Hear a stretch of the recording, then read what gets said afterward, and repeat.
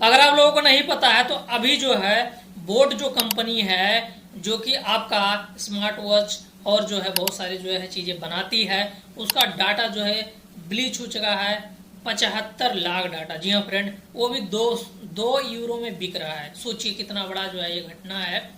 अगर अभी जो है मैं जो है कंपनी स्टार्ट करूँ इसे रिलेटेड, तो मैं भी इनका जो डाटा है बाई करके मैं उन्हीं के साथ जो है जुड़ सकता हूँ, उन्हीं को बेच सकता हूँ। तो ऐसी घटना जो है आपके नॉलेज में था या नहीं था, मुझे कमेंट करके जरूर बताइए। चैनल पे नए हैं तो सब्सक्राइब करिए और फॉलो करना जरूर ना भूलें।